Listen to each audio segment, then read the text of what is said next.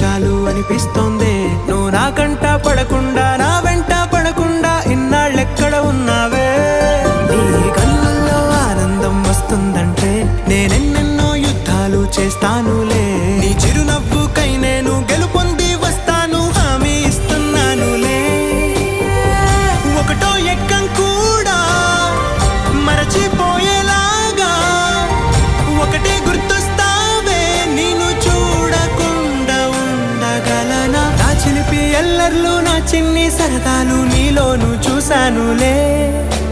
నీ వంక చూస్తుంటే అద్దంలో నన్నేను చూస్తూ